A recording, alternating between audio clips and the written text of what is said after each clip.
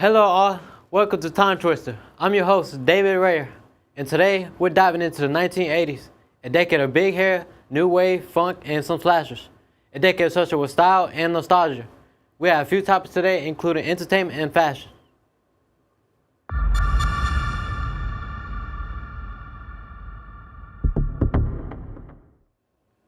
Welcome to Broadcast from the Past, where we cover important sport events of each topic decade. Starting November 22nd of 1986, at 20 years, 4 months, and 22 days old, Mike Tyson became the youngest ever heavyweight champion after knocking out Trevor Burbage. Jumping to 1989, on May 7th, in Game 5 of the first round of the '89 Eastern Conference playoff series between the Chicago Bulls and the Cleveland Cavaliers, Michael Jordan hit a game winner, sending the Bulls to the conference semifinals, beginning Jordan's legacy as a postseason hero and legendary basketball player, widely idolized for decades. Later in August of '89, Pete Rose, manager of Cincinnati Reds, accepted a lifetime ban from the MLB. His crime, betting on games, as well as being a part of several big baseball controversies. July 24th, 1983 was supposed to be your typical baseball game between the New York Yankees and the Kansas City Royals. George Brett hit a go-ahead home run, or so he thought. The umpires ruled that Brett had an inordinate amount of pine tar on his bat, which was illegal, and ruled him and his home run out. Brett responded by running onto the field and harassing the umpires over their ruling. Far out. What a decade of sports, highs and lows. Now on to a special message from our sponsor. The cosmetology program at Nash Community College provides industry-based knowledge in a simulated salon environment. Students learn hands-on fundamentals along with scientific and artistic principles associated with the cosmetology industry.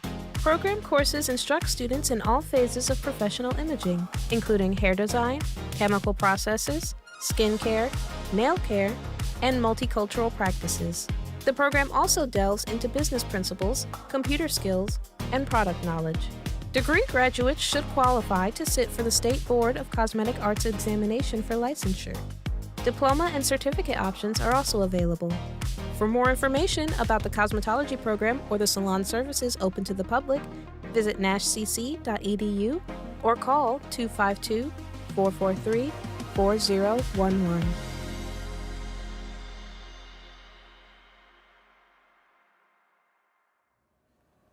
Welcome back to Time Twister.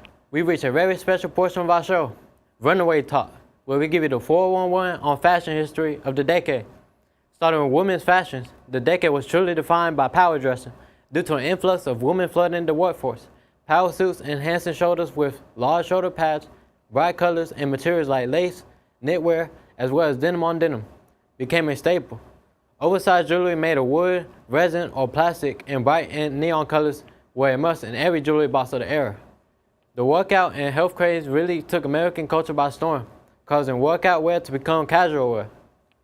Hair was as big as the clothing and makeup. Overteased hair and hairspray was common, as well as bowl cuts and bold short styling. Moving on to menswear, it was also defined by the power dressing look, since women's wear took massive inspiration from the masculine silhouettes of the time in order to stand out in their new white-collar careers to be taken seriously. Further began to find new popularity in men's fashion. Well, one thing can be said for sure, the 1980s has some very iconic looks, both masculine and feminine. Stay tuned after the sponsor break for some great facts and trivia. Whether you're preparing for a career change, looking to grow in your current position, or just want to earn university transfer credit, there's a place for you at Nash Community College. Enhance your skills with short-term training opportunities that lead to great pay. Enroll today, request information, or schedule a campus tour. We can guide you towards a successful future. Don't wait. Get your future started.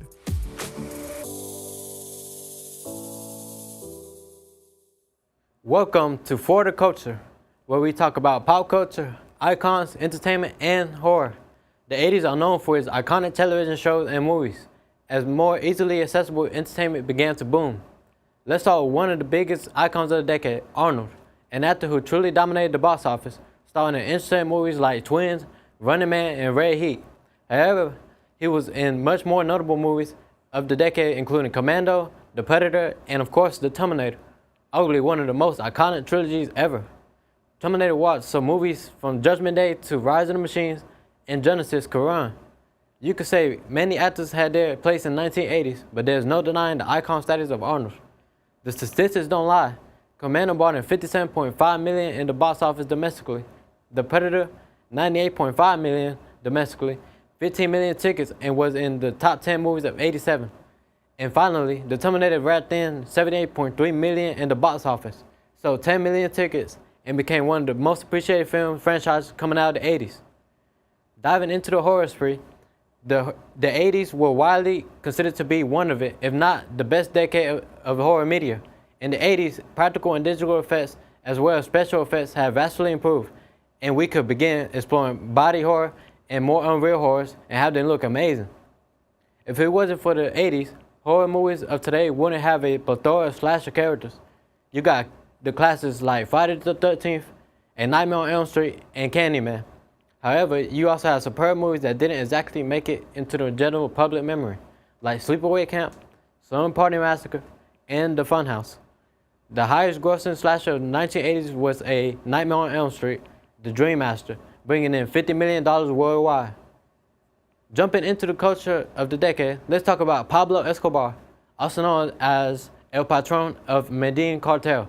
Escobar was a Colombian criminal and considered to be the most powerful and well-known drug trafficker of the 1980s. Escobar led the Medellin Cartel from the 1970s to 1990s.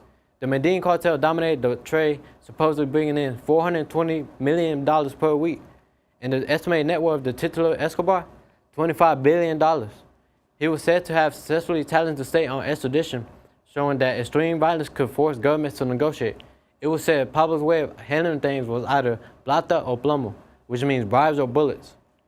He was also known to have built hospitals, stadiums, and housing for the poor. Many called him Robin Hood for this. He was quoted saying he would rather have a grave in Colombia than a jail cell in the U.S. Authorities in Colombia gunned down Escobar in 1993. Many television shows, movies, and book projects took inspiration from him years after his death. Thank you all for listening to our entertainment and pop culture facts. Now get ready for our trivia segment, Couch Talk. Sure to be a great time.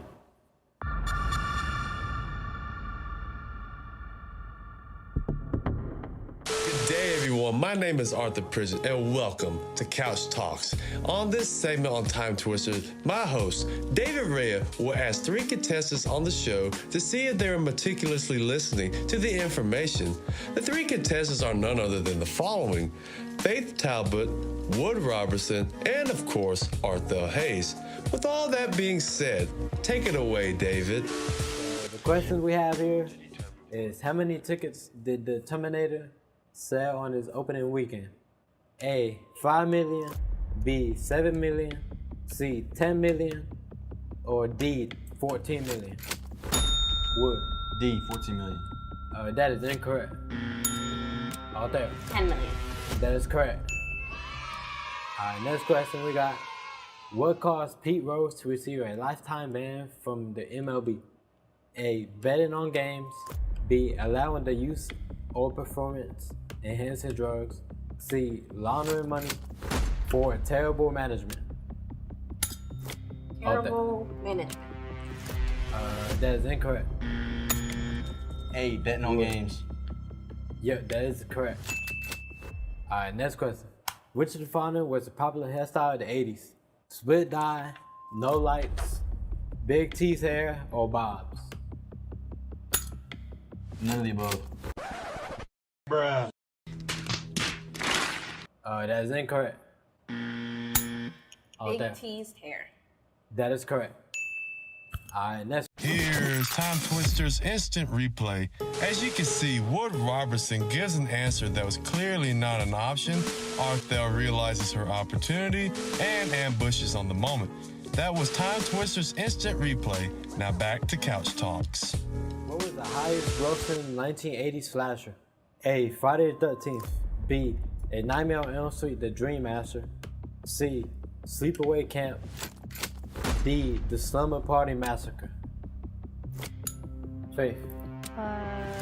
B, A Nightmare on Elm Street, The Dream Master. That is correct. Awesome. Alright.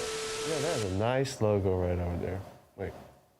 Oh yeah, we're live, my bad. All right, everyone, that was our Couch Talks trivia, and your winner was none other than Arthel Hayes. If you're watching at home, please give our contestants a big round of applause. Until next time on Couch Talks, I am Arthur Prison, and I'll be sending it out live to my host, David Raya. Now I want to go home, guys, so cut.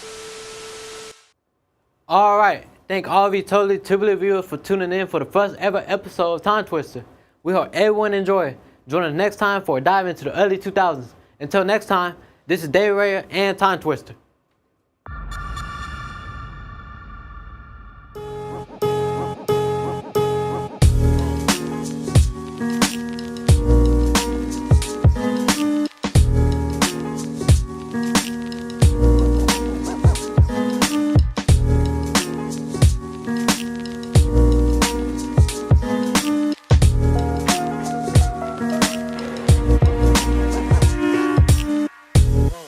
Did he tell everyone?